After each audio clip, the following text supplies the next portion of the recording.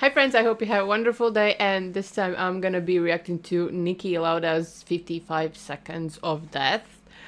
I see this in comment that it was crazy, so yeah, we have a video. So yeah, let's just check it out, and I will hope that I will not cry. So yeah, let's get over with it. Nervous laugh. Sorry. Let's go. 55 seconds. To you and me, 55 seconds is nothing. They pass us by in the blink of an eye. But for Niki Lauda, 55 seconds stretched into an eternity. It was in those 55 seconds. I really hope that those screams wasn't from him. I don't know why that would make everything much more gruesome, harder to watch. No, I just hope that he was edited. The screams were edited in. That the Formula One world champion came face to face with death. And it was in those 55 seconds that he spat at death's door, picked up his helmet, and walked out. This is the story of Niki Lauda's dance with death. I suppose the truth is that I am as well known for surviving that terrible fiery accident in the 1976 German Grand Prix as I am for winning 3 world championships. Niki Lauda was a man who refused to live under any illusions. Calculating, cold, ruthless. He casts a long shadow on and off the track. That is, of course, to be expected from a Formula One champion, something Lauda boasted going into the 1976 season. But Lauda was so much more than just a champion. With a decade spanning his first and third title wins, he had seen Formula One change and evolve before his eyes. He had seen the likes of Graham Hill and Jackie Stewart race, as well as upstarts like Nelson Piquet and Alain Prost. And yet, Niki's impact on the sport was much bigger than being just a champion. The things and causes he fought for keep drivers safe even today. And yet, what it took to get there was horrifying. Niki Lauda had dominated the 1976 season up until the 10th round at the Nurburgring, racking up 61 points, 45 more than his rival James Hunt. Hunt was the media darling, articulate, handsome, irresistibly charming and audacious, willing to stake his life for glory. Lauda was different. He was all about thoroughness, discipline and precision. Lacking Hunt's effortless charm and sporting a thin face and prominent teeth that earned him the unflattering moniker The Rat, he couldn't compete in the Oof, that's not nice.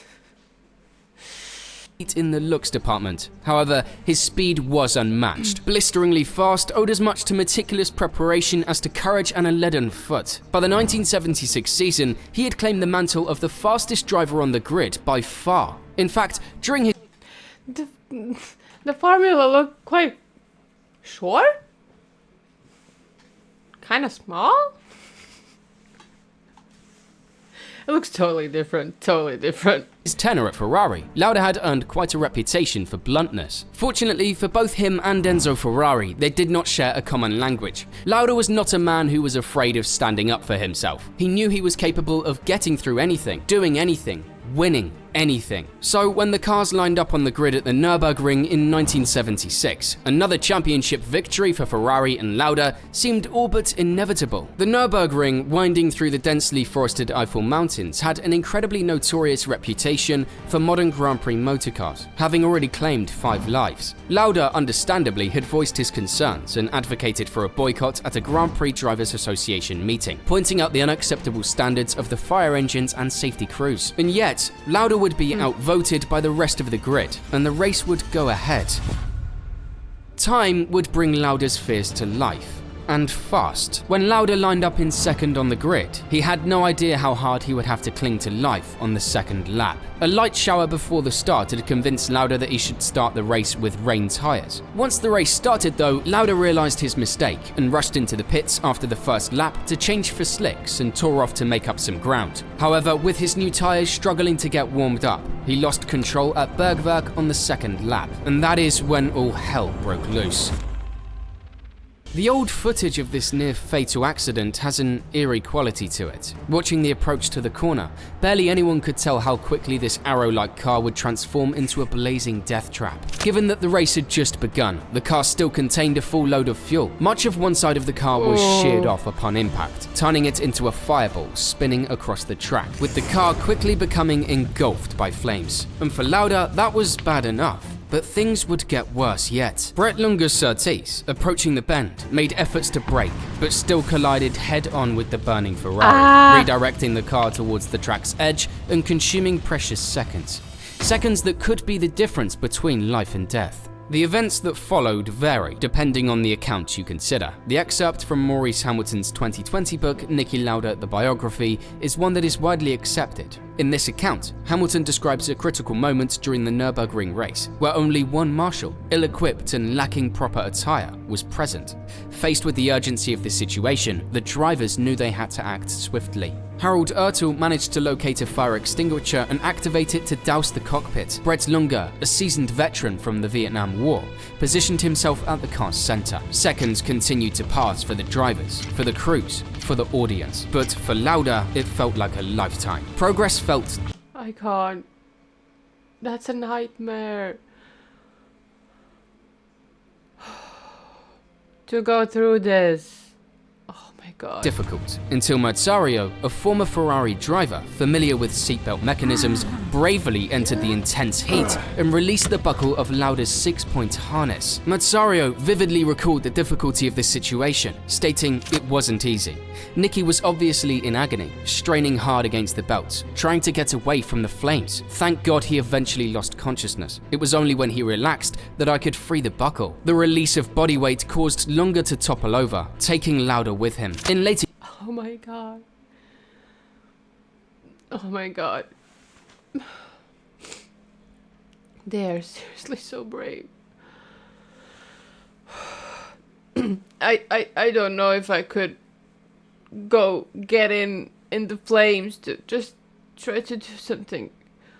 Oh my god. Years, Mazzario reflected on the incident. Come ho fatto ancora adesso, io non mi rendo conto come un ragazzino, allora era un ragazzino come lui, esile come me, con 2 braccia, estrarre un corpo umano, come si dice, senza aiuto perché era svenuto, con una facilità, e questo ti dimostra che la necessità aiuta l'ingegno. Mazzario's heroic intervention that day likely saved Lauda's life. Lauda never forgot these acts of bravery and remained grateful to the Italian throughout his life. Niki said, "There was a guy called Arturo Mazzario who jumped into the fire alone and pulled me out of the wreckage. So I survived. So he really saved my life there, because a couple of seconds more, I would have never made it." Niki's injuries were severe, particularly to his head and hands, accompanied by a broken collarbone. He was swiftly airlifted to the hospital, where his condition deteriorated rapidly. In fact, it became so bad that many started preparing for his death. A priest was even called to administer the last rites 3 days after the harrowing crash. And yet, Lauda would survive. And according to the legend, once Lauda woke up, he said, "Tell the priest to I'm still alive." For 55 Savage. agonizing seconds, Lauda had been in hell. His injuries were terrible, causing him to lose his eyelids, practically all of his right ear, and his scalp to burn so badly he was never seen in public without a hat. Later he would remember, "I asked a nurse in the burns clinic, when can I look in the mirror? Anytime," she said. It should never have been allowed. She switched on a neon light, and because of the heat and the water retention, my head went straight into my shoulders. Shit, I thought. Of course, it got better and better. I had seen my injuries at their worst. Despite the grave incident, Lauda was resolute not only to return to racing, but also to defend his world title. Less than a month after the accident, he demonstrated... What? Less than a month?